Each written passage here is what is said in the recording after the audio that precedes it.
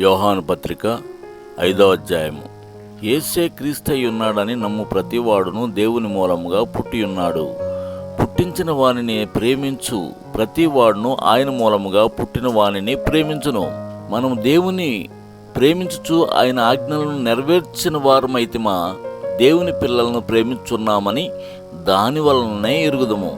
మనం ఆయన ఆజ్ఞలను గైకొనుటయే దేవుని ప్రేమించుట. ఆయన ఆజ్ఞలు భారమైనవి కావు.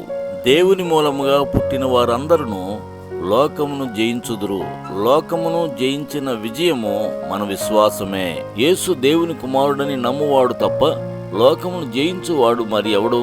నీళ్ల ద్వారాను రక్తము ద్వారాను వచ్చినవాడు ఈయనే, అనగా యేసుక్రీస్తే. ఈయన నీళ్లతోనూ మాత్రమే గాక నీళ్లతోనూ రక్తముతోనూ వచ్చెను. ఆత్మ సత్యము గనక సాక్ష్యమిచ్చువాడు ఆత్మయే. సాక్ష్యమిచ్చువారు ముగ్గురు, అనగా ఆత్మయు నీళ్లును రక్తమును. ఈ ముగ్గురు ఏకీభవించి ఉన్నారు. మనము మనుషుల సాక్ష్యము అంగీకరించుచున్నాము గదా. దేవుని సాక్ష్యము మరి బలమైనది.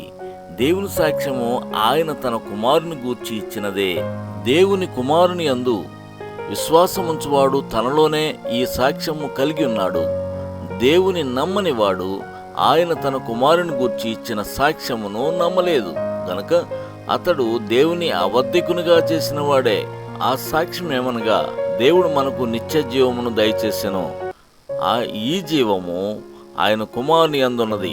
దేవుని కుమారుని అంగీకరించువాడు జీవము గలవాడు. దేవుని కుమారుని అంగీకరింపనివాడు జీవము లేనివాడే. దేవుని కుమారుని నామమందు విశ్వాసముంచు మీరు నిత్య జీవము గలవారని తెలుసుకున్నట్లు నేను ఈ సంగతులను మీకు రాయుచున్నాను.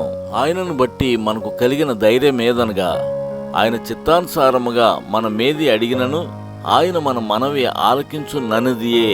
మనమేమి అడిగినను ఆయన మనవి ఆలకించునని మనం ఎరిగిన ఎడల మనం ఆయన వేడుకొనవి మనకు కలిగినవని ఎరుగుదుము. తన సహోదరుడు మరణకరము కాని పాపం చేయగా ఎవడైనను చూచిన ఎడల అతడు వేడుకొనును. అతనిని బట్టి దేవుడు మరణకరము కాని పాపం చేసిన వారికి జీవము దయచేయును. మరణకరమైన పాపం కలదు, అట్టి దానిని గూర్చి వేడుకొనవలెనని నేను చెప్పుటలేదు. సకల దుర్నీతియు పాపము, అయితే మరణకరము కాని పాపము కలదు. దేవుని మూలముగా పుట్టి ఉన్న వాడెవడునో పాపం చేయడని ఎరుగుదము. దేవుని మూలముగా పుట్టినవాడు తన్ను భద్రము చేసుకొనును కనుక దుష్టుడు వాని ముట్టడు. మనము దేవుని సంబంధులమనియు లోకమంతయు దుష్టుని అందున్నదనియు ఎరుగుదుము. మనము సత్యవంతుడైన వారిని ఎరుగువలెనని దేవుని కుమారుడు వచ్చి మనకు వివేకం అనుగ్రహించి ఉన్నాడని ఎరుగుదుము. మనము దేవుని కుమారుడైన యేసుక్రీస్తునందున్న వారమై సత్యవంతుని అందున్నాము.